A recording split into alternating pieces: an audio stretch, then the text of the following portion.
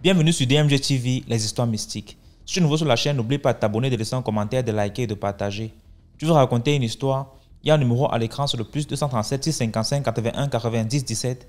Envoie ton histoire et on va jouer ici sur YouTube, sur Facebook et sur TikTok. On poste plusieurs histoires tous les jours sur YouTube. La chaîne c'est DMG TV. Et on a une deuxième chaîne YouTube où on poste tous les 15 heures une histoire exclusive. La chaîne c'est DMG TV, histoire mystique exclusive. Donc n'oubliez pas de vous abonner aussi de ce côté-là. Après la diffusion de 12 heures en direct, il y a aussi une autre diffusion à 14 heures sur la deuxième chaîne. DMG TV, histoire mystique exclusive. Donc, allez faire un tour là-bas aussi. Voilà. Les directs sont sur TikTok le mercredi et les vendredis à 20h00 heure du Cameroun. Donc, ceux qui veulent monter en direct, nous raconter leur histoire, c'est sur TikTok. Et ceux qui veulent envoyer leur histoire, ceux qui n'ont pas le courage, trop de courage ou bien n'ont pas un compte TikTok, envoyez vos histoires sur WhatsApp, plus 237 655 81 90 17. Et on va jouer ici sur Facebook et sur YouTube et sur TikTok. Voilà, donc écoutons la première histoire. S'il vous plaît, avant d'écouter la première histoire, laissez un like, commentez, partagez, c'est très important. Première histoire. Bonsoir DMG, bonsoir à toute la communauté DMG TV. Comment est-ce que vous allez? J'espère que tout le monde va bien. Alors, je suis de retour aujourd'hui avec une nouvelle histoire à raconter. Alors, je suis apprentie dans un salon de coiffure. Alors, dans ce genre de milieu-là, dans ce genre d'environnement, les histoires mystiques, c'est la fête de tous les jours. Tous les jours, on en parle. Bon. Mon histoire d'aujourd'hui, je l'ai aussi entendue dans un salon de coiffure. C'est une cliente qui racontait aussi à ma patronne et nous, on écoutait. Elle nous dit ceci. Il y avait une dame, une belle femme, assez belle, très belle.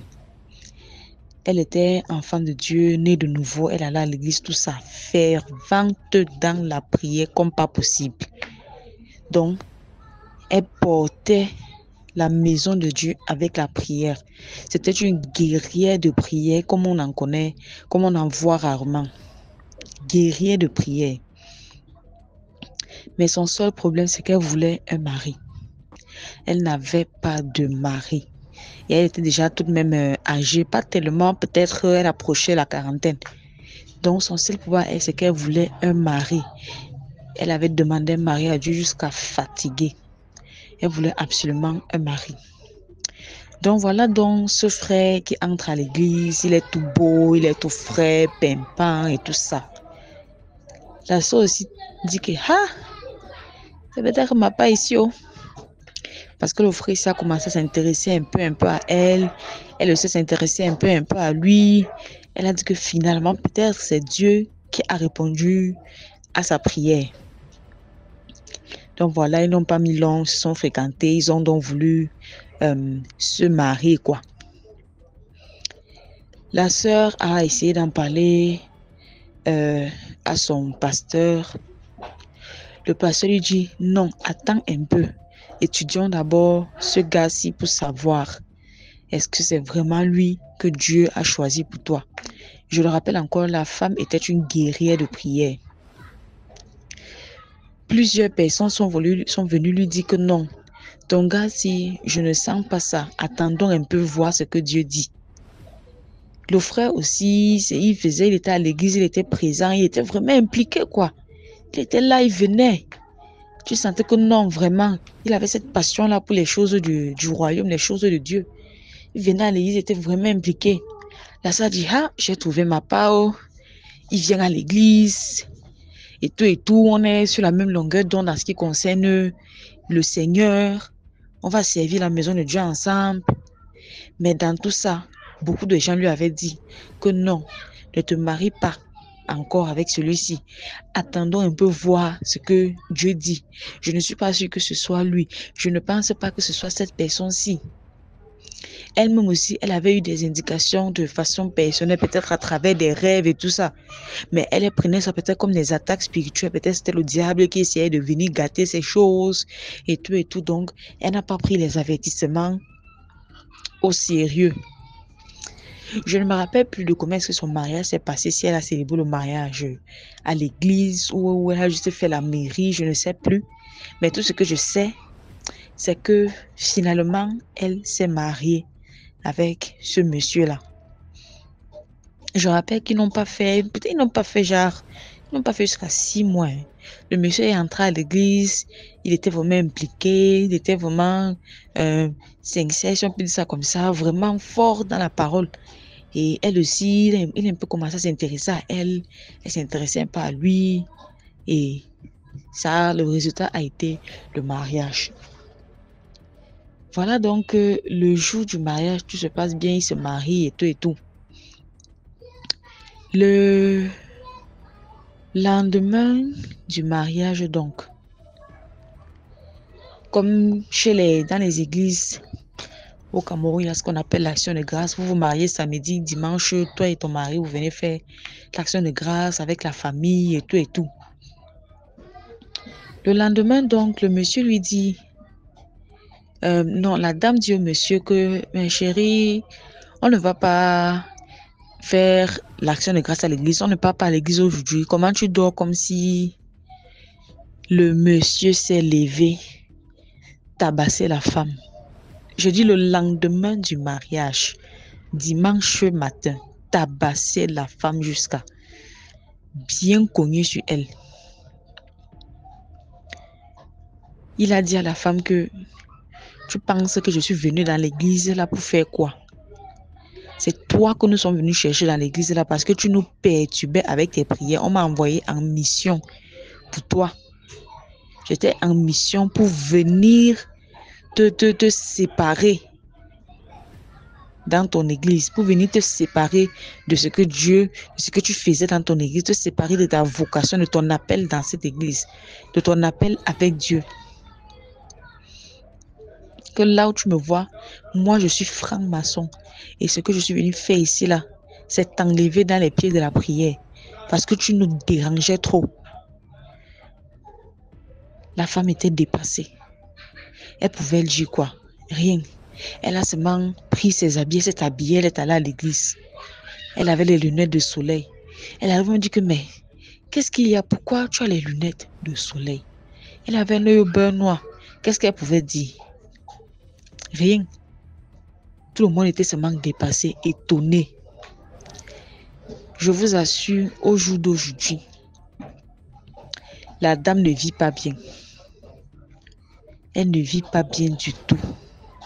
Elle dit que le monsieur disparaît donc sur 365 jours. Le monsieur ne passe que quelques fois par an. Je ne me rappelle plus où c'était une fois par an ou c'était une fois par mois. Dans tous les cas, que ce soit une fois par an ou une fois par mois, le monsieur vient tel jour, chaque tel jour de l'an ou tel jour du mois, excusez-moi, je ne me souviens plus vraiment. Disons peut-être chaque 10 juin, si c'était par an ou tous les 10 juin, ou c'était tous les 10 du mois, je ne me rappelle plus. Il vient, il la couche et après il repart. C'est comme ça qu'elle vivait. Autant pour moi, je me souviens maintenant, c'était plutôt une fois par an. Donc le monsieur vient une fois par an. Il la couche. Après, il repart dans ses routes. Il disparaît encore une année. Il laisse l'argent. Elle va dans des... Elle voyage. Donc, il lui a dit que tu peux voyager comme tu veux. Tu peux dépenser mon argent comme tu veux. Tu peux faire tout ce que tu veux en ce qui concerne l'argent. Mais toi et moi, on est mariés. Et ce monsieur-là vient à cette même date-là tous les jours, à cette heure précise, là où c'est midi, où c'était 14 heures. Il vient à cette date précise, à cette heure précise-là, à cette date précise-là. Il vient, il fait ce qu'il a fait et il s'en va. C'est comme ça qu'il a attaché l'enfant d'autrui. Cette histoire-ci, c'est pour mes sœurs. Pardon. Quand on dit qu'on est enfant de Dieu, Ce n'est pas avec la bouche. Ce n'est pas en bouche qu'on dit qu'on est enfant de Dieu. Soyons vigilants. Ne pensons pas que comme on combat le diable, là, le diable ne va pas revenir pour nous. Ne pensons pas que comme on le combat, là, il va s'asseoir et il va nous regarder le combattre. C'est faux. Soyons vraiment vigilants. Nous sommes enfants de Dieu. Là, c'est une femme qui a été victime, mais les hommes aussi peuvent en être victimes. On a les maris de nuit, les femmes de nuit. Tout ça, c'est ça. Soyons vraiment vigilants. C'est pas tout le monde dans l'église qui est enfant de Dieu. Chacun est là-bas pour son objectif. Jésus lui-même en venant, il a dit qu'il ne vient pas pour ceux qui sont en bonne santé, il vient pour ceux qui sont malades. Donc ne vous attendez pas à voir des saints dans l'église. L'église est le dernier endroit où vous allez voir des saints. C'est le dernier endroit où il faut chercher les saints. Ce n'est pas là-bas qu'il faut chercher les saints des saints, les plus bons du monde, les plus gentils du monde. Non. C'est le dernier endroit où vous allez trouver ce genre de personnes-là. Faisons vraiment attention. Quand nous sommes à l'église, écoutons nos pasteurs. Il se trouve qu'il y a des charlatans. Il se trouve qu'il y a des faux pasteurs. Mais quand tu es un enfant de Dieu véritable, l'Esprit de Dieu te parle. Cette femme-là, l'Esprit de Dieu lui a parlé à travers des songes. Elle n'a pas voulu écouter. Elle n'a pas été sage. Elle était aveuglée. Elle était aveuglée. Plusieurs personnes lui ont dit la même chose. Si c'était que le pasteur pouvait dire que oui, c'est normal qu'elle doute. Ce n'est que le pasteur qui a parlé. Pourquoi? Mais plusieurs personnes lui ont dit la même chose. Et elle a refusé d'écouter. Je ne sais pas si son esprit était affermé dans la bouteille ou je ne sais pas. Mais une chose est sûre. Elle était tellement désespérée qu'elle en a oublié qui elle est. Et elle se retrouve aujourd'hui coincée jusqu'au jour d'aujourd'hui. Elle est coincée dans ce mariage-là. Le monsieur vient, il fait ce qu'il a fait, il disparaît. Elle est la seule, sans enfant, avec tout l'argent du monde. Mais à quelle fin? Donc c'était ça pour ma petite histoire. Vraiment, les jeunes filles, nous devons nous méfier. On ne veut pas être désespéré pour le mariage. Tout le monde n'est pas fait pour le mariage et le célibat n'a jamais tué personne. Si Dieu n'a pas encore envoyé ta part, ne force pas. Ne forcez pas la main de Dieu. Merci de m'avoir écouté. Bonne journée à tous. Merci beaucoup pour l'histoire. Maintenant, on va écouter la deuxième histoire. Salut les amis.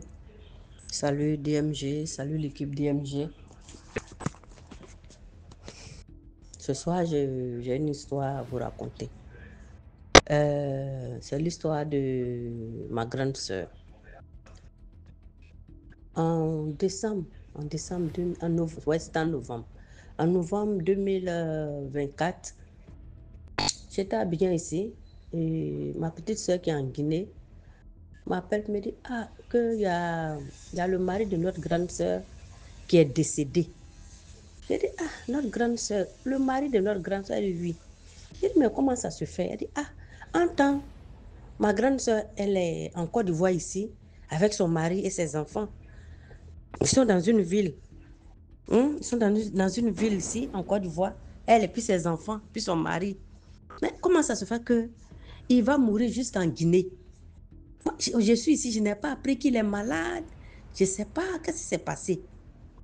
Donc, quand ma petite soeur m'a dit ça, j'ai dit OK. Et en même temps, j'ai appelé, j'ai appelé ma nièce, c'est-à-dire la fille à ma grande soeur qui vient de perdre son mari là. J'ai appelé sa fille. Elle lui dit, mais je viens d'apprendre que mon beau est décédé. Elle me dit, tante, c'est vrai que ma maman est en train de partir. Elle vient de partir tout de suite avec mon petit frère. Ils s'en vont au funérailles en Guinée là-bas. J'ai dit, d'accord. Comme moi-même là, j'ai un voyage prévu en décembre que arrivé, je vais aller présenter les condoléances en même temps. Croyant que j'allais aller trouver ma grande soeur là-bas. Donc, quand décembre est arrivé, je me suis apprêtée, je suis partie. Au moins, j'arrive là-bas. Ça a trouvé qu'on dit ma grande soeur est déjà venue en Côte d'Ivoire. Bon, d'accord, les parents qui sont là-bas, ils sont allés présenter les condoléances, tout et tout.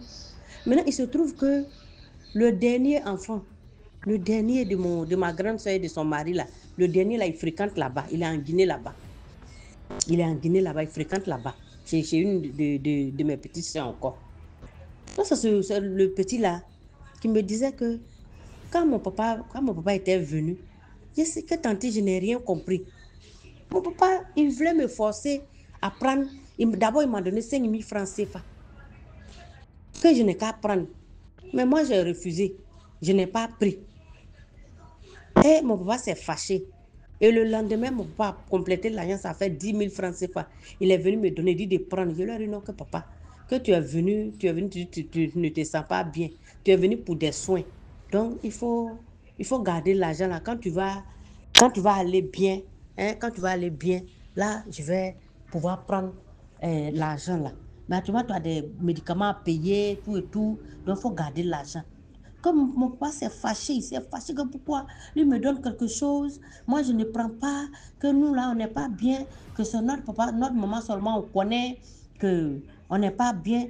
Pourquoi est-ce que moi il me donne de l'argent puis je refuse? C'est ça, il dit non papa, c'est pas une affaire de te fâcher, qu'il ne faut pas te fâcher. Parce que seulement moi je regarde le côté de ta santé. Tu es quitté en Côte d'Ivoire, tu es venu, tu ne te sens pas bien, que tu as des traitements à faire. Moi, ce qui m'importe, c'est ta santé. L'argent, là, n'est pas important. C'est vrai que je suis élève, que je suis dans le besoin, j'ai besoin d'argent, tout et tout, mais pour le moment, là, c'est ta santé qui m'importe. Donc, il faut garder l'argent, là. Mais lui n'a pas compris pourquoi son papa, chaque fois son papa lui donnait l'argent, quand il refuse, son papa pleure.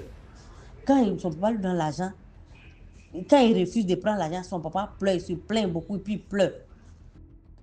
Donc, quand l'enfant m'a dit ça, parce que quand mon beau est parti en Guinée là-bas, ça avait mon papa, il faisait tout. En tout cas, puisque les deux se sont connus en Côte d'Ivoire ici, et mon père, après la retraite, il est rentré. Donc, quand il est parti trouver mon papa là-bas, donc les deux faisaient presque tout ensemble. Je crois même les deux dormaient ensemble même. Quand il n'a pas voulu aller dans leur grande cour, il a préféré rester là où mon père était. Donc, quand le jeune homme m'a dit, parler de ce qui s'est passé à son papa, donc quand ils sont allés, moi j'ai trouvé mon père, puis je lui ai demandé, je dis, ah papa, il y a quelque chose que le petit là m'a causé tout à l'heure là. Moi, ça me fait bizarre. Donc, ça j'ai dit à mon papa, ah, quel enfant dit que son papa lui a donné de l'argent à 2 reprises, il a refusé, mais son père pleurait. Il me dit oui, que le monsieur avant de mourir se plaignait que ses enfants ne l'aiment pas, que les enfants aiment seulement leur maman, mais les enfants ne l'aiment pas. Que même quand il fait des cadeaux aux enfants, les enfants refusent. Que les enfants ne l'aiment pas. Que mon papa de lui aussi n'a rien compris. Que c'est quelques jours après ce qui s'est passé à son fils qu'il est mort. Il dit, ah, d'accord. Donc, il a fait mon séjour en Guinée et quand je suis revenue en Côte d'Ivoire, je me suis reposée un peu, au moins 1 ou 2 semaines, et je suis allée vers ma grande soeur dans la ville là où elle est pour aller lui présenter encore les condoléances, puisque quand je suis allée en Guinée, je ne l'ai pas vue. On s'était déjà dépassé sur la route. Donc, c'est dans ça maintenant. Je suis allée, j'ai présenté les condoléances, tout et tout. Maintenant, j'ai appelé ma nièce de côté parce que ma nièce, là, et moi, elle m'en cause beaucoup. Ma grande soeur, elle ne parle pas assez, elle est renfermée, elle ne cause pas. Bon, ça avec ma nièce, je cause beaucoup. Donc, j'ai appelé ma nièce de côté. Il dit, ah, quand je suis allée en Guinée, voilà ce que ton petit frère m'a dit. Ton petit frère me dit que ton père lui a offert de l'argent. Quand il a refusé, il a commencé à pleurer. Et que ton père voulait forcément qu'il prenne l'argent là. Mais lui, il a refusé. Elle me dit, tanti, quand mon papa est quitté ici pour partir là, que c'est moi qui ai appelé mon petit frère, que je l'ai appelé, je lui ai dit, notre papa arrive là-bas, s'il vient qu'il te donne quelque chose, il ne faut pas prendre. Que c'est moi qui ai dit à mon petit frère de ne pas prendre. Tout ce que mon père va lui donner, quel que soit ce que le père va lui donner là, il ne faut pas, il va prendre. Que c'est moi qui lui ai dit. J'ai dit, mais pourquoi?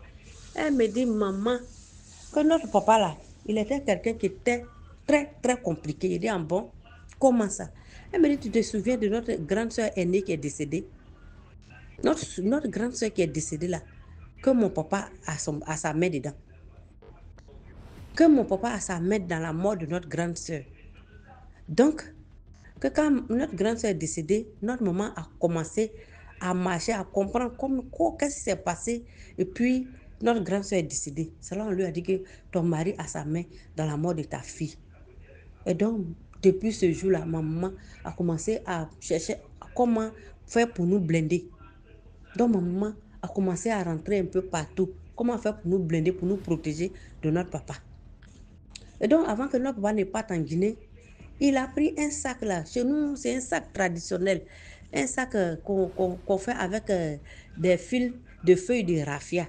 Je ne sais pas si vous voyez ça. Le raffia là, hein, ces feuilles sont comme le palmier. Mais au village là, je ne sais pas comment les gens font, mais ils extraient des fils dedans qu'ils prennent pour tisser ce petit sac là. Et en général, tous ceux qui ont ces petits sacs là, vraiment c'est des gens, en tout cas, je n'ai pas dit eux tous, mais la grande majorité, ils cachent les fétiches dans ce petit sac là. C'est comme petits sacs comme ça. Voilà, c'est des sacs traditionnels, c'est petits, c'est tissé à la main. Voilà. Certains cachent leurs fétiches dedans, certains cachent leurs médicaments dedans, en tout cas, ils cachent leurs trucs précieux dedans. Et donc, c'est ce petit sac-là, avant que mon père ne parte en Guinée, il a pris pour donner à l'un de mes petits frères qui vit à nous aussi. Donc, l'enfant aussi, Dieu merci, quand son papa lui a donné le sac, il est venu montrer à notre maman, voilà ce que papa m'a donné. Et ça, maman lui a demandé, mais ce genre de sac-là, toi, tu vas faire quoi avec ça? L'enfant dit, ah, je ne sais pas hein, que c'est papa qui m'a donné. Et ça, la maman a dit, non, qu'il faut aller lui donner. Que ce sac-là, ce n'est pas pour les enfants. Va lui donner. Donc, l'enfant s'est revenu pour dire, ah, papa, je suis venu donner ton sac. Maman a dit de venir te donner ton sac. Que ça, là, ce genre de sac-là, ce n'est pas pour nous, les enfants. Aïe, le papa s'est fâché. Il vient voir sa femme pour lui dire, mais pourquoi j'ai fait un cadeau à mon fils et puis tu dis, n'a qu'à venir me redonner. Et ça, la dame a dit, non, que comme ce sac-là, c'est pour les grandes personnes. Ce genre de sac-là, ce n'est pas pour les enfants. C'est pour ça que je lui ai dit, n'a qu'à ramener le sac. Sinon, ce n'est pas pour quelque chose de mal. Donc, le papa s'est fâché. Hein? Toi, tu penses que les enfants, là, c'est pour toi seul. Hein? Quand même, j'ai fait quelque chose, j'ai envoyé les enfants, j'ai fait quelque chose aux enfants, là. Toi, tu vas toujours t'opposer. Tu vois, les enfants, c'est pour toi seul. La femme m'a dit non, qu'il ne faut pas te fâcher, mais seulement ce genre de sac-là, moi, je n'ai pas encore vu ça avec les enfants. Comme c'est pour toi le sac, toi, il faut garder. Le papa s'est fâché. C'est après la dispute là qu'il est parti en Guinée. Donc, ça veut dire ce qu'il voulait faire avec son grand-fils, il n'a pas pu. Maintenant, il partait en Guinée pour aller faire avec le dernier. Donc, c'est ça maintenant, ma nièce a appelé son petit frère pour lui dire que si papa vient là-bas, qu'il te donne quelque chose, il ne faut pas accepter. Donc, ça veut dire que le papa, il voulait forcément livrer encore l'un de ses enfants. Il avait déjà livré l'aîné il y a quelques années. Donc, on dirait que c'était la période où il devait encore livrer, il devait encore faire des sacrifices. Il cherchait à livrer l'un de ses enfants. Et la maman aussi a vu dedans. Donc, c'est dans ça, arrivé en Guinée, maintenant, il donne l'argent à l'enfant qui voulait faire l'échange en donnant l'argent à son dernier. Le dernier aussi, sa grande soeur l'avait déjà averti depuis la Côte d'Ivoire. Et quand l'enfant a refusé, le papa a commencé à pleurer. Et c'est là, quelques jours après, il est décédé. Donc, ça veut dire l'argent qu'il donnait à son fils, là, si l'enfant avait pris, il achetait l'âme de l'enfant comme ça. Il devait se changer dans l'enfant comme ça. L'enfant devait prendre sa place à la mort. Donc, c'était comme ça. Et le petit, puisque sa grande soeur l'a appelé et il a respecté la parole de sa grande soeur, il n'a pas pris l'argent que le papa lui a offert. Et c'est pour ça que quelques jours après, le papa est décédé. Et c'est pour ça, avant même de mourir, il pleurait. Il dit ouais, que ses enfants ne l'aiment pas. Ses enfants ne l'aiment pas. C'est leur maman seulement ils aiment. C'est leur maman ils écoutent. Tout et tout. Donc c'est comme ça que ça s'est passé. C'est comme ça que ça s'est passé. Et mon beau là est décédé. Donc il a fallu que ma nièce même m'explique ça bien pour que je puisse comprendre ce qui s'est passé vraiment avec ma nièce aînée qui est décédée, avec le plus petit qu'il a voulu encore gaspiller. Vous voyez?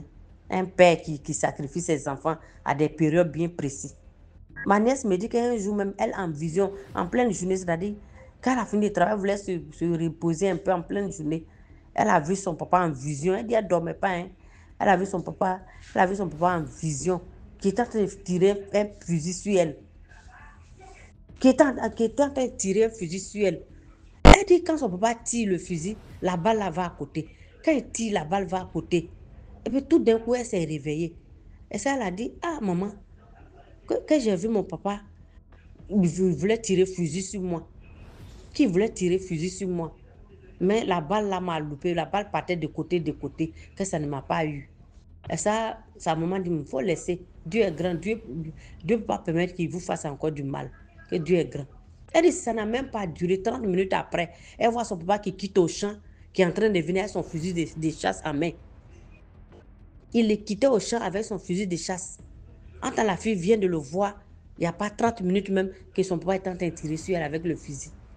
Donc, ça veut dire, depuis le champ là-bas, il voulait tirer sur sa fille de manière mystique. Mais la petite aussi, Dieu est avec elle. Et puis elle aussi, elle a la voyance aussi. Vous voyez? Elle me dit, mon papa que tu vois là, mon papa, il était quelqu'un, vraiment, il avait de ces pratiques très, très, très bizarres. Mon papa, il avait les pratiques très bizarres. Mais je ne suis pas contente pour sa mort. Mais si c'est ce que lui voulait nous faire, que lui-même, ça s'est retourné contre lui, ça veut dire que Dieu aussi nous a libérés, nous a délivrés de ses mains. Voilà, c'est comme ça que Dieu a fait pour nous délivrer. Parce que lui voulait nous sacrifier un à un. Mais Dieu n'a pas accepté. Parce qu'il a réussi à sacrifier la première. Maintenant, nous, le reste là, il veut nous sacrifier un à un. Mais il n'arrive pas. Voilà. Donc, c'est comme ça, mon beau là. Mon beau qui était très, très compliqué là, c'est comme ça, il est mort. Voilà. C'était là l'histoire, les amis. Et vraiment, à plus tard, par la grâce de Dieu. Merci beaucoup pour l'histoire. Maintenant, on va écouter la troisième histoire.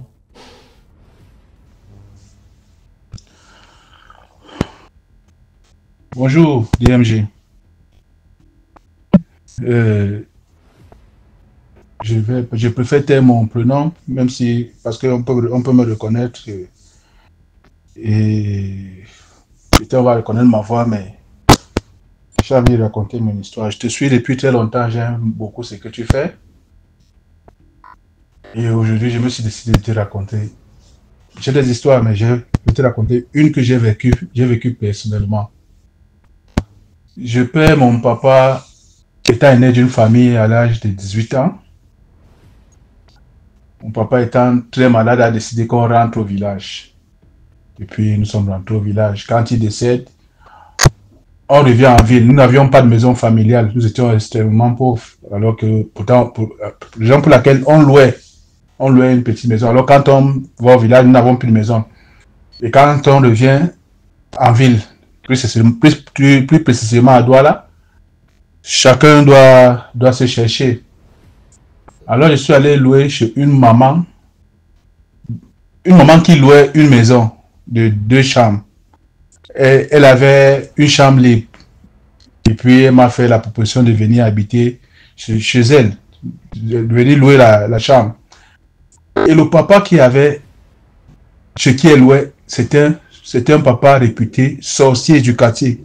Tout le monde savait, moi je le savais. Mais j'ai toujours eu confiance en moi. J'ai toujours pensé que la sorcellerie, on ne peut pas m'atteindre mystiquement. Même si je ne savais pas trop sur quoi je comptais, mais j'avais cette conviction. Et il faut souvent avoir cette conviction dans ta vie, ça paye. Il y a un papa dans le quartier qu'on appelait souvent Papa Mboma. Il avait son clan de sorciers. Il avait son clan de sorciers du quartier. Le papa en question, on le rencontrait souvent aux heures tardives de la nuit. C'est-à-dire que on sort peut-être de boîtes, de bars. Tu arrives aux heures de 2h, 3h, tu le croises seul dans le quartier, pieds nus, torse nu, en train de marcher dans le quartier. Le papa en question, on a trouvé son enfance. Ça, c'est ma maman qui m'a dit qu'elle passait, parce que j'étais voisin de ma maman. Quand nous sommes rentrés comme ça, ma maman vivait derrière sa maison pendant que moi je vivais devant sa maison. Lui était au milieu. Mais maman ne louait pas chez lui. Maman a trouvé son enfant en train de donner le riz aux souris. C'est que l'enfant était en train de siffloter en versant le riz et les souris sortaient de partout pour venir manger. Elle a pris peur, elle est partie directement. Le papa avait un boissé.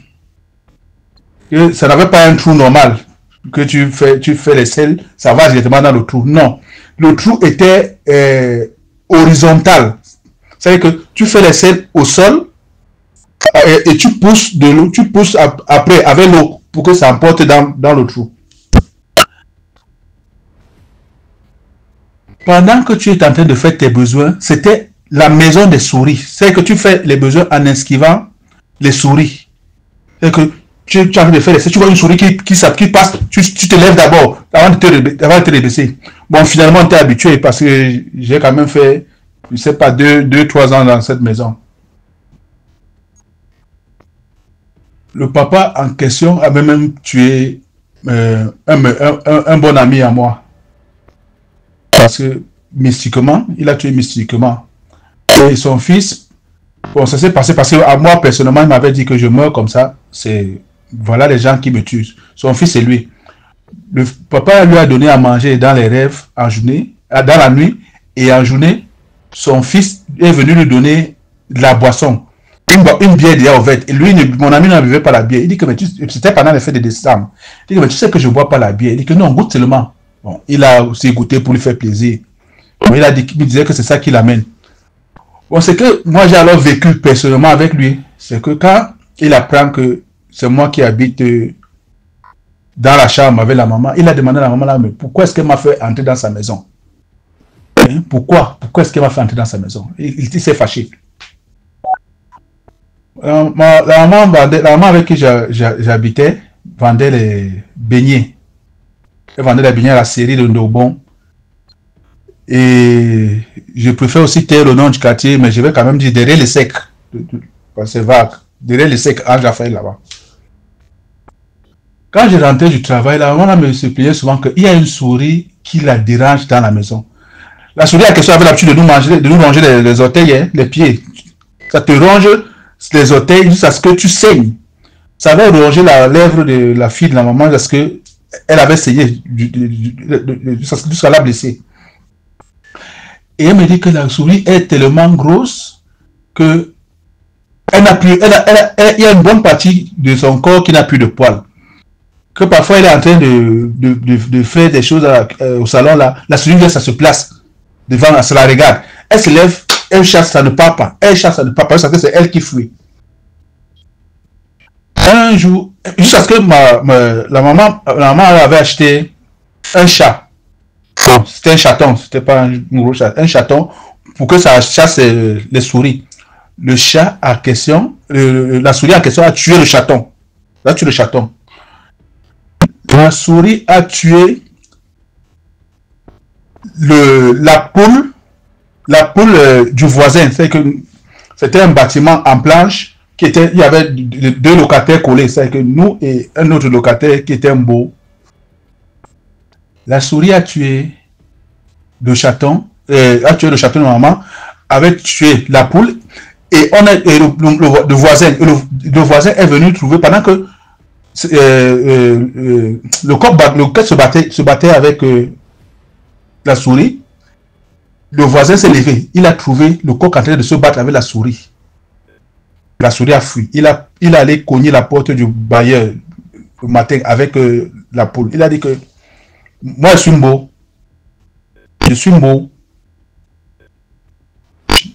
Je vais faire un tour au village. Je vais revenir.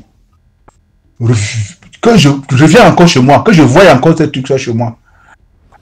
En passant, le papa même se transformait en serpent. Il était allé entrer dans le WC de quelqu'un. Celui-là a senti qu'il y avait quelque chose dans son WC. Il a versé de l'eau chaude. Ça l'a brûlé dans le dos. Il était brûlé dans le dos. Alors moi, un jour je rentre, la maman était en train de faire, c'est pas maman, hein, la maman chez qui j'habitais, avec qui il partageait la maison, était en train de faire son huile, son feu dehors, elle a prêté ces choses pour le commerce, quoi. Quand j'arrive au salon, je vois la souris en question pour la première fois, je ressors doucement, je peux prendre un morceau de bois, une longue latte. Je reviens. Quand la souris me voit, ça passe se réfugier sous une chaise. Ça laisse se réfugier sous une chaise. Je l'ai calculé, je l'ai coincé sur le mur avec la latte. Moi, physiquement, je suis fort. J'ai un gabarit, je suis assez fort et puis je faisais même la boxe. Je le dis parce que, pour que vous imaginez la force que je peux avoir comparée à la force de la souris. Je coince la souris sur le mur. De toutes mes forces, la souris s'est débattue.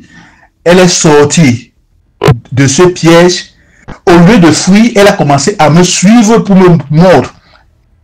Elle me sautait dessus pour me mordre. Et quand elle saute, j'essaie de sauter plus haut en essayant de piétiner. C'est que j'étais un peu comme en transe. C'est une chose impensable. Je saute très haut en essayant de piétiner la souris. Je n'ai pas pu la piétiner. Elle est entrée dans ma chambre. Je ne sais pas quelle force j'ai eu ce jour. Ma porte était fermée à cadenas. J'ai cassé ma porte d'un coup de poing. Parce que je me suis dit que si je laisse partir cette souris, ça risque de me faire quelque chose parce que ce n'était plus une souris. Ça, ce n'était pas une souris. En cassant ma porte, la porte est tombée sur la souris. Quand c'est tombé sur la souris, j'ai commencé à soulever la porte et mietter la souris. Tuer la souris avec une rage. Je prends la souris, je la brûle, je l'ai brûlée. Je suis allé jeter au poulailler.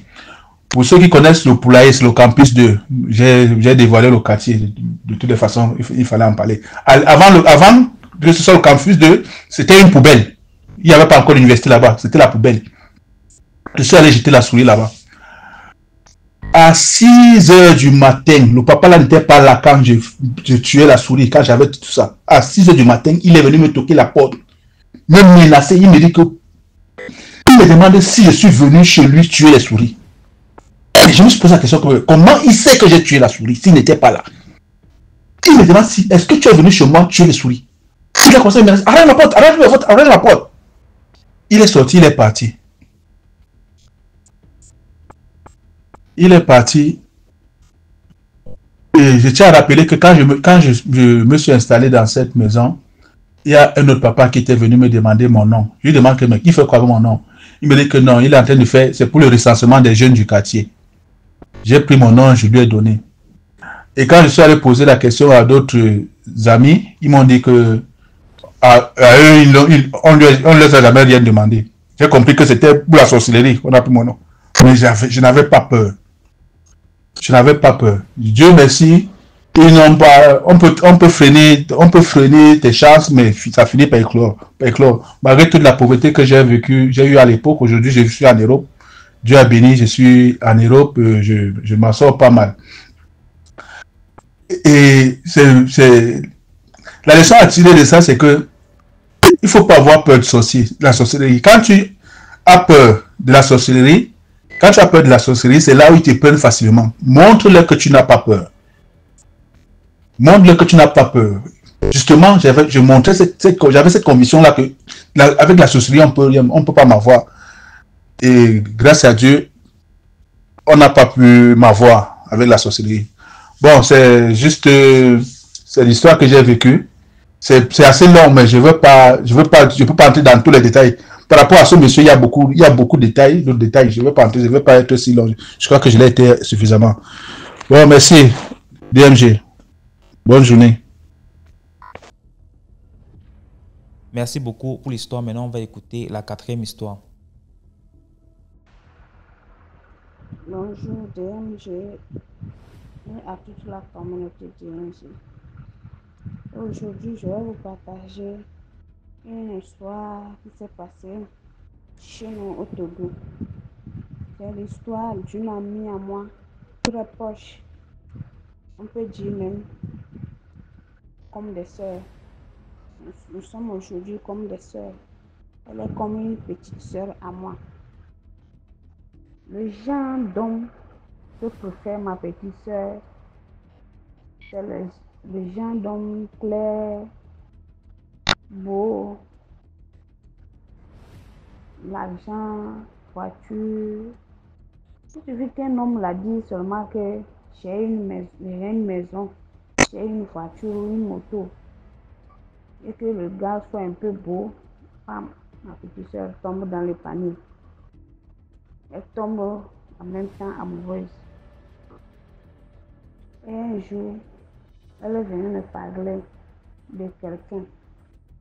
Elle m'a dit qu'elle a rencontré un jeune homme très beau, très clair, qui a de l'argent.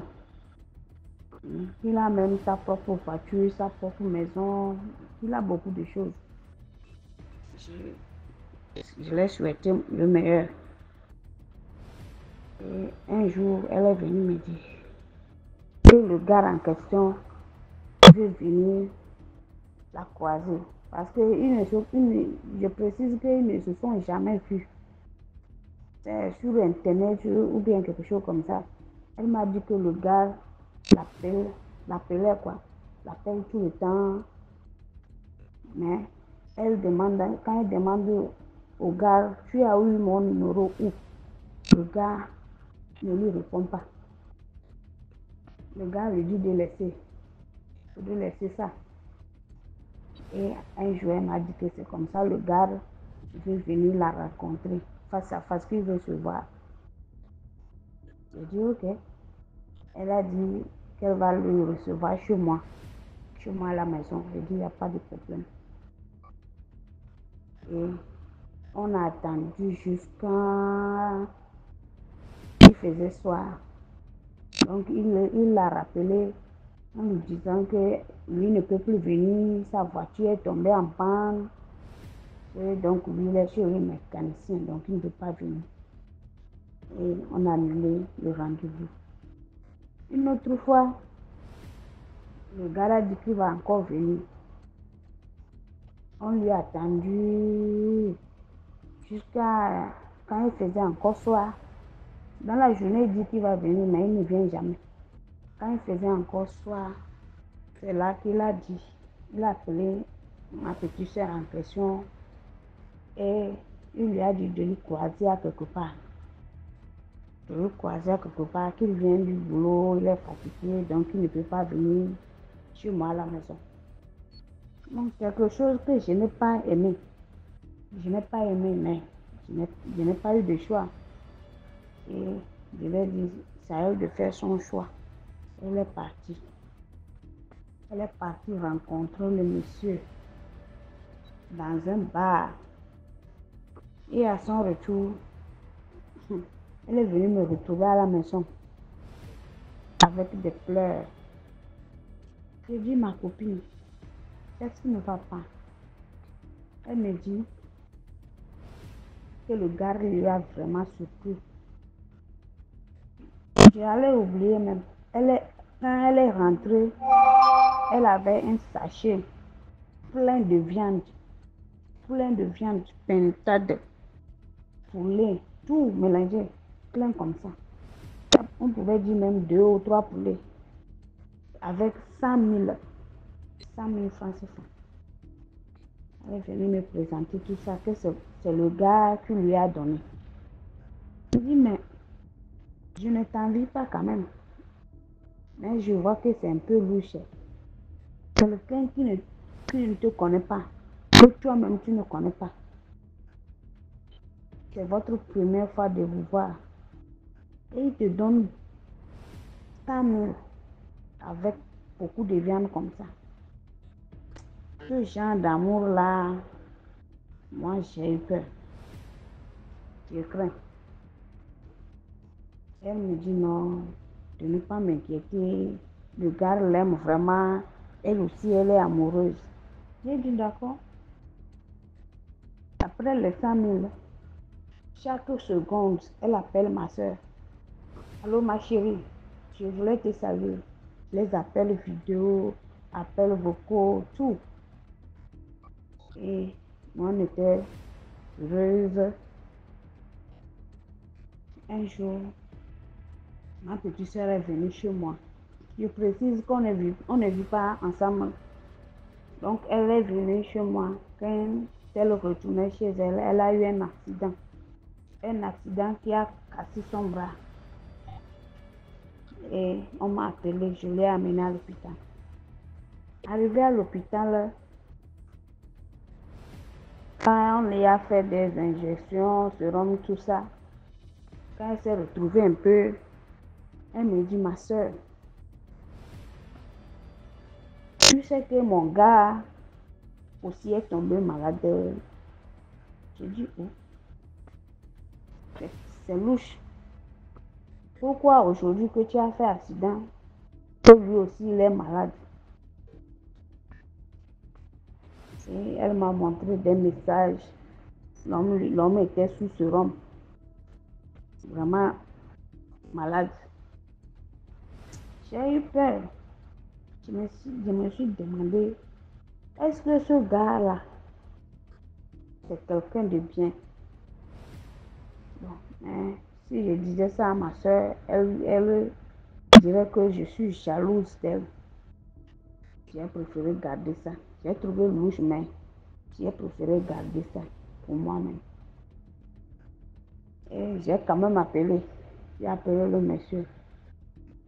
Je lui ai salué, je lui ai dit que c'est comme ça. Ma soeur m'a dit qu'elle ne se sent pas. Excusez-moi. Il dit oui, mais ça va. Et je lui ai dit que c'est comme ça. Ma soeur aussi a eu un accident. Il dit oui, ma soeur lui a parlé. Je dis d'accord. Et il me dit, c'est quel hôpital? Je lui ai montré. Il dit, il va venir. Il va venir. Que de prendre soin de sa chérie. Je dis d'accord. Et il m'a dit, s'il y a un problème d'argent, que de l'appeler.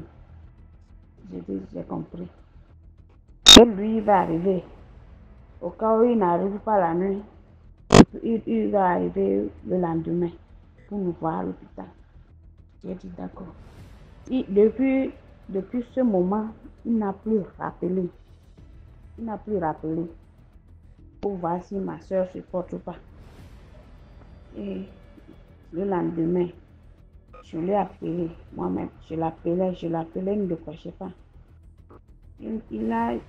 Jusqu'à un moment, quand il a décroché l'appel, il me dit allô, allô, allô. Moi, je disais allô, mon bon. Il faisait comme quelqu'un comme si le réseau n'est pas bon. Donc, il faisait semblant de ne pas comprendre ce que je dis. Jusqu'à j'ai coupé l'appel. Quelques minutes, je l'ai encore appelé. Allô, allô, allô, jusqu'à il a coupé. Après ça, le lendemain, je l'appelle. Il me dit, c'est comme ça. Lui, il était avec sa mère. Lui, il était avec sa mère, c'est pourquoi il ne décrochait pas. Il ne parlait pas, il ne pouvait pas parler. Ah, c'était encore un autre point qui m'a paru bizarre. Quelqu'un qui a sa propre maison, qui a sa voiture, qui travaille, qui n'est pas encore marié. Est-ce que c'est normal que ce genre de personne ait peur de sa mère avant de décrocher? J'ai trouvé ça louche. J'ai gardé ça. J'ai dit ça à ma soeur. On a gardé ça. Depuis ce jour, le monsieur n'a plus rappelé.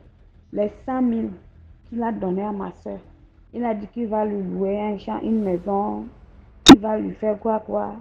Depuis cet accident, le monsieur, le bon monsieur, il n'a plus rappelé ma soeur.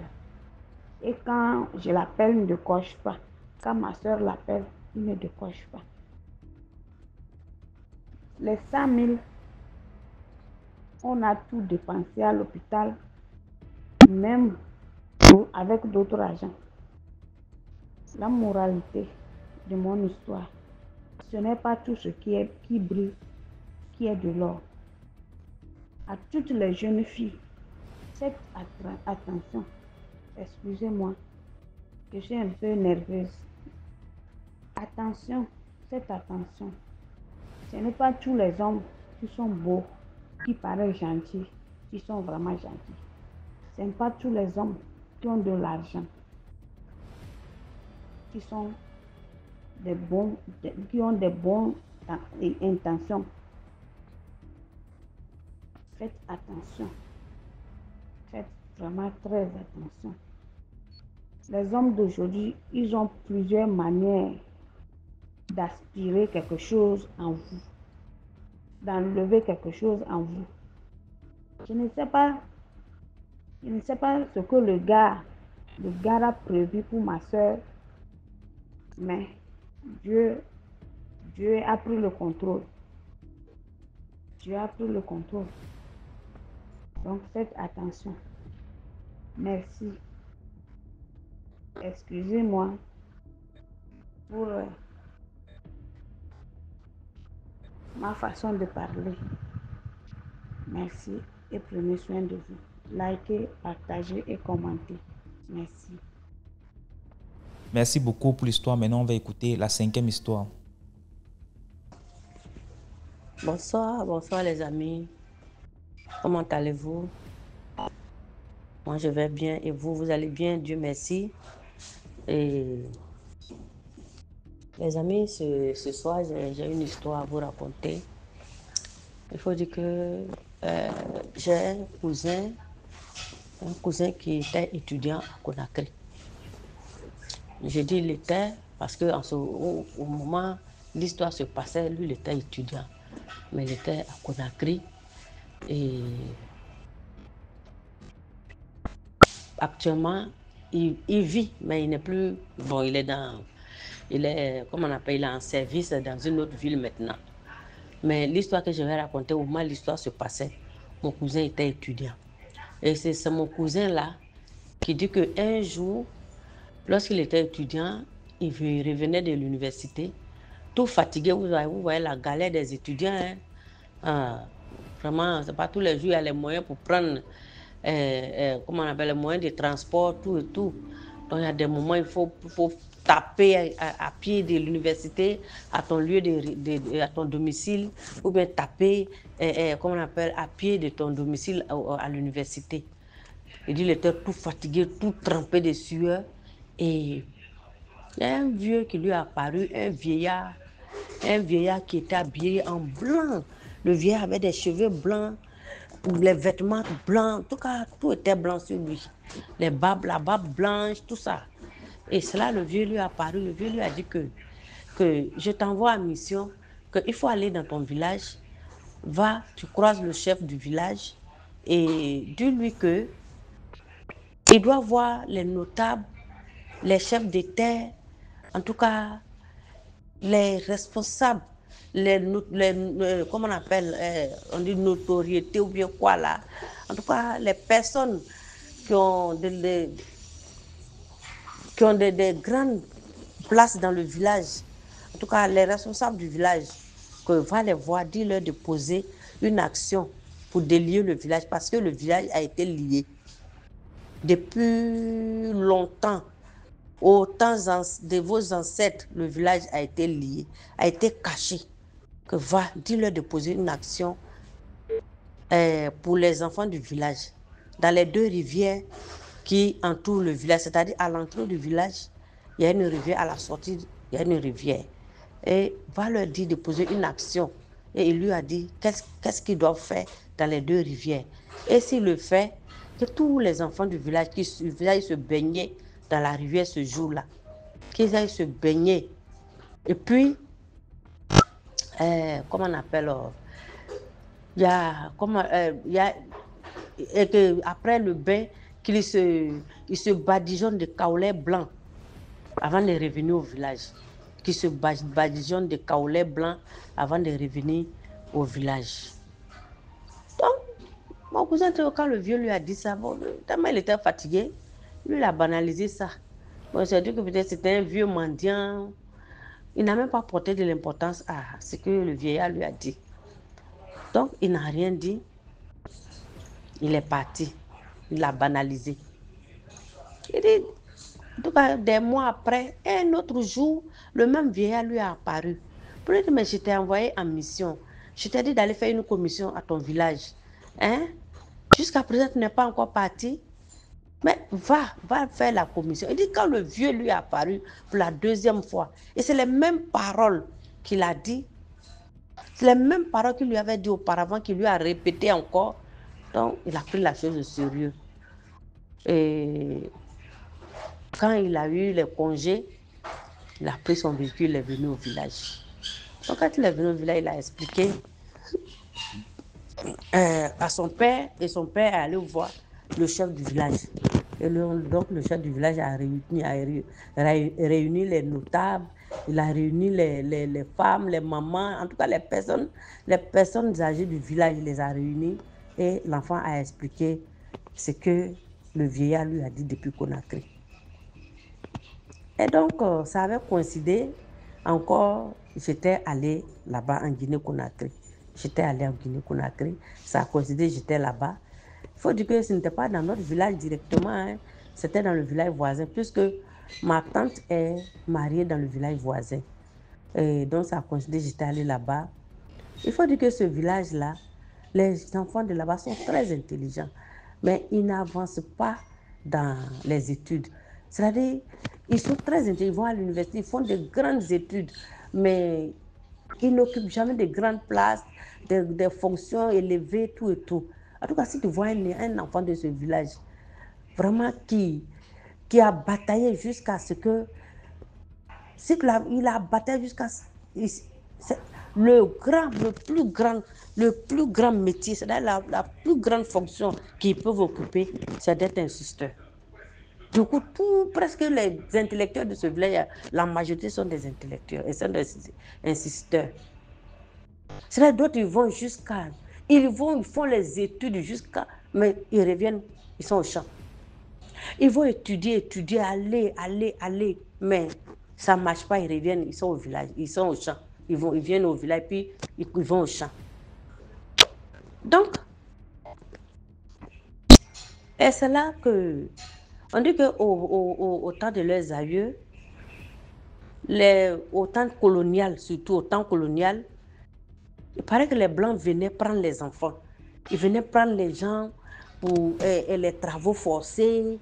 Ils venaient prendre les enfants pour les envoyer à l'école. Mais ce n'est pas tous les parents qui voyaient ça d'un bon oeil. Vous voyez, ils voyaient ça vraiment, ils prenaient ça très très mal. Donc du coup, de manière spirituelle, ils ont scellé le village. De manière spirituelle, ils ont caché le village. Et quand ils ont caché le village, ils ont dit que les Blancs ne nous voient pas. Que les Blancs ne nous voient pas. Donc, quand ils ont dit ça, même mon papa même dit que au moment qu'on venait prendre les enfants pour les envoyer à l'école, là, chaque fois qu'on venait, puisque lui, il était seul, il était unique de sa maman, que sa maman le faisait, et sa maman était aveugle. Donc, c'est lui qui faisait tout pour sa maman. Donc, sa maman le faisait grimper dans le grenier. Donc, quand on vient comme ça, sa maman le fait grimper dans le grenier, elle ferme, elle place tout, elle le cache là-bas.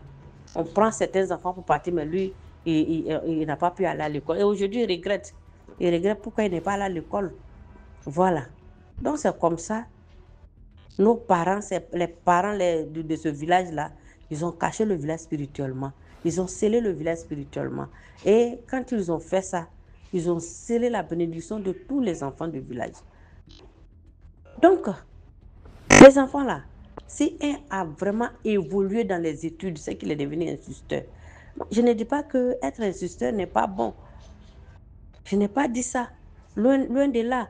Mais seulement, c'est pour expliquer combien de fois les frères de ce village-là, vraiment, ils souffraient beaucoup. Voilà. Donc, quand le frère est venu, mon cousin est venu, il a expliqué, les parents, les vieux du village, le chef du village, ils ont pris les dispositions qu'il faut et ils ont choisi un jour et ils sont allés poser l'acte là dans la rivière. Et les enfants qui étaient absents, ceux qui n'ont pas pu venir, en tout cas leurs parents, ils ont écrit leur nom sur des feuilles qu'ils ont plongées dans la rivière. Mais ceux qui étaient présents, même les vieillards, je vous assure, les papas, les grands-pères, tout le monde, ils sont allés se laver dans la rivière et se sont badigeonnés de kaolais blancs pour revenir au village. Pour revenir au village. Vous voyez? Donc, l'acte qui a été posé aux temps anciens a été vraiment, vraiment a fait que les jeunes du village ont beaucoup souffert de ça. Et maintenant, Dieu merci, je ne sais pas si c'est un ange de Dieu ou bien c'est un grand-père qui est un revenant de l'un des grands-pères du village qui est revenu pour dévoiler le secret là, pour pouvoir délier le village. En tout cas, et la génération passée, la génération ancienne, vraiment a souffert de cette malédiction. Et par la grâce de Dieu, la malédiction a été levée et on est sûr que les générations à venir vont en bénéficier. Voilà, ils vont en bénéficier et je suis sûre que le secret, je suis sûre que le mal du village a été dévoilé et aujourd'hui, tout a été dévoilé et par la grâce de Dieu, tout a été réparé. Voilà, ça pour dire quoi? Disons que souvent il y a certains actes qu'on pose qu'on ne voit pas la gravité. Il y a certaines paroles qu'on prononce qu'on ne voit pas la gravité. Et c'est ce qui a été pour le cas du village voisin. Voilà, donc il faut faire très attention aux actions qu'on pose, il faut faire très attention aux paroles qu'on prononce, il faut faire très attention parce qu'il y a des conséquences qui peuvent venir après. Voilà, les amis, c'était là l'histoire de mon village voisin. Et vraiment, merci et à la prochaine. Merci beaucoup pour l'histoire. Maintenant, on va écouter la 6e histoire. YouTube, il y a DMG Productions. Là, on poste tous les lundis, on poste un film. Tous les lundis, il y a un nouveau film à 17h00. Les films, c'est les histoires qu'on réalise aussi. Tous les lundis, la chaîne, c'est DMG Productions. Rebonjour DMG, rebonjour à la communauté DMG. Partagez, likez, commentez. Ça sauve vraiment des vies. Alors, DMG, j'ai une autre histoire pour toi aujourd'hui. Ça concerne des oncles à moi. Dans ma famille, j'ai un oncle. J'en ai plutôt 2 en fait, qui ont été nommés à des postes de responsabilité dans le gouvernement. Il y a de cela 2-3 ans. Ils ont été nommés à des postes de responsabilité dans le gouvernement. Et tu connais les choses du pays. Quand quelqu'un est élevé comme ça, tout le monde cherche à gratter un peu sa part, à gratter un peu pour ses enfants. Donc, quand l'un a été nommé, le premier, celui qui a le poste le plus haut gradé, mon père voulait qu'on aille à sa cérémonie parce qu'il a organisé une petite fête. Il voulait qu'on aille un peu gratter le réseau, quoi. Il voulait qu'on aille un peu lui lécher les bottes, tout ça, pour qu'il nous positionne, si jamais. Un petit éname par-ci, un poste ministériel par-là. Mais nous, les enfants, avons refusé. Parce qu'on avait notre orgueil. On a dit que non, on ne peut pas aller faire ça. C'est Dieu qui va nous positionner. Le moment venu, on ne va pas aller gratter le réseau chez quelqu'un. Parce que d'abord, quand il va nous voir arriver, il va savoir que c'est pour ça, parce qu'on vient presque jamais le rendre visite. Il va savoir que c'est ça que nous sommes venus chercher. Mais par contre, si on ne vient pas, il va dire que donc j'avais été nommé, j'ai fait ma petite fête, vous n'êtes pas venu. Donc on a dit que non, mieux nous on reste nous tranquilles de notre côté, tranquillement. C'est ce qu'on s'est dit ça entre nous les enfants avec notre maman. On s'est mis d'accord que mieux nous on reste ici de notre côté, que ceux qui veulent aller gratter, grattent. Nous c'est sur Dieu qu'on compte, ce n'est pas sur quelqu'un. C'est passé. Maintenant, un autre aussi a été nommé. Bon, lui n'a pas organisé de fête, mais c'est plutôt lui qui nous cherchait.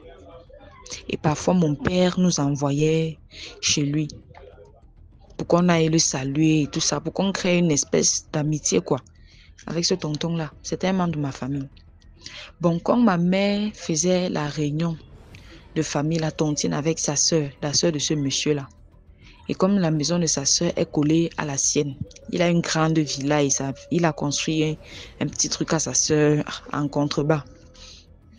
Comme les 2 maisons sont collées, parfois quand je partais laisser l'argent de la réunion chez sa soeur, je montais parfois par chez lui pour lui dire bonjour. Il était toujours là-bas assis avec des hommes de chez nous, de notre communauté.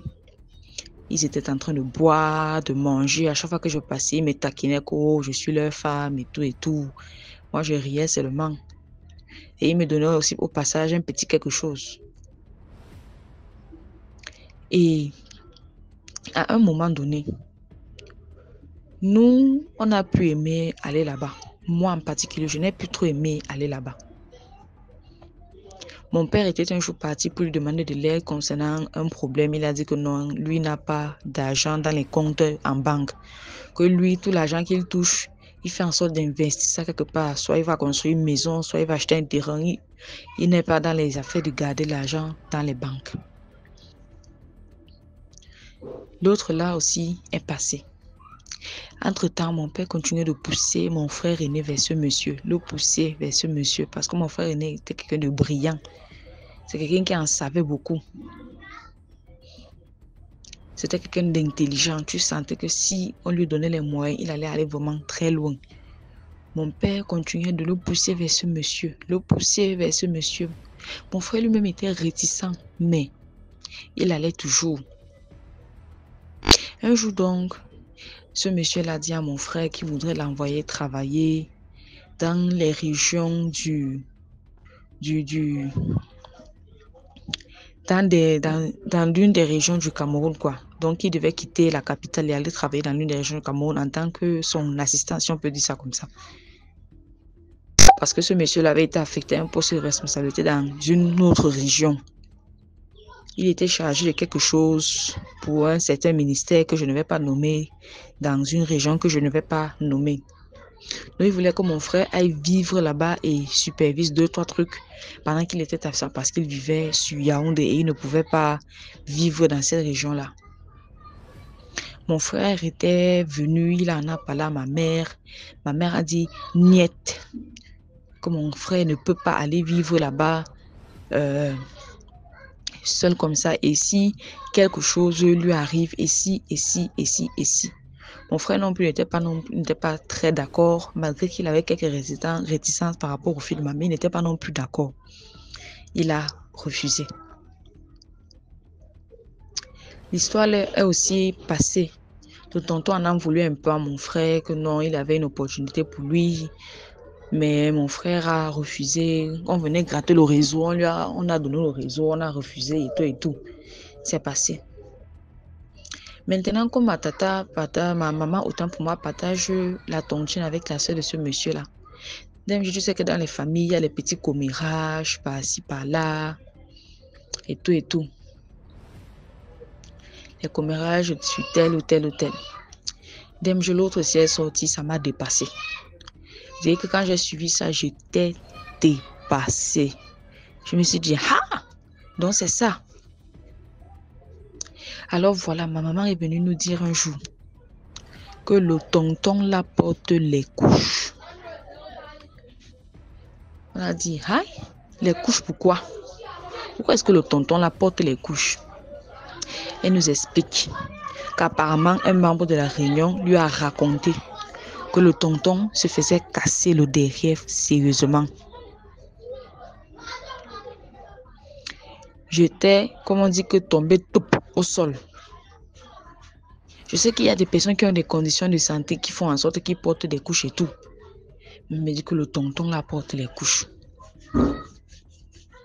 Quand elle m'a dit ça, j'étais bouche bée. Elle me raconte que le tonton se fait casser le derrière. Le tonton se fait casser le derrière. Non seulement ça, son épouse est au courant. Mais je dis, comment est-ce que son épouse est au courant? Comment elle fait avec lui et tout ça et tout ça? Ma maman me dit que, mais bien sûr, que tout l'argent qu'elle mange là, elle pense que ça vient d'où? Elle pense que l'argent là tombe du ciel ou comment? C'est ça. Tout l'argent qu'elle mange là, c'est ça. J'étais, une fois de plus, j'étais encore dépassée. Choquée même, estomaquée. Ma mère me raconte comment un jour, le monsieur, quand on a voulu commencer à lui faire ça, il ne voulait pas. Un jour donc, on l'a pris en chasse vers le palais des sports de Yaoundé là-bas, à derrière combattant pour ceux qui connaissent. Tu vois, voyez les courses aux poursuites que vous voyez à la télévision là, qu'on dit que bandit police là, les courses aux poursuites. C'est comme ça que les gars l'ont pris en chasse parce qu'on voulait lui faire ça, il ne voulait pas. Les gars étaient en voiture, lui-même il était en voiture. On l'a pris en chasse, course aux poursuites. Fin de fin, on l'a attrapé, on lui a seulement que fait. Il a seulement dû se laisser faire. Tu veux l'argent ou tu ne veux pas. Il a seulement dû se laisser faire. Ma mère m'a raconté ça, je sais pas, j'étais choquée. C'est plus tard que ça m'est revenu à mémoire que, hé, donc c'est peut-être ça qu'il allait amener mon frère là-bas, mon frère allait devenir comme sa femme là-bas. Oui. Parce que le truc là, c'est à deux sens. Tu fais pour moi, je fais pour toi. Il allait partir, mon frère allait rester dans ces régions-là. C'est comme ça qu'il allait gâter mon grand frère pour rien, finir mon grand frère pour rien. Ma mère et moi, on a réfléchi de la même façon. On a dit que oui, effectivement, c'est le plan qu'il avait. Donc vraiment, j'ai la leçon pour cette histoire, vraiment. Ne tremblez pas parce que vous cherchez le réseau. Ne tremblez pas parce que vous cherchez le réseau. Le réseau, ce n'est pas tout.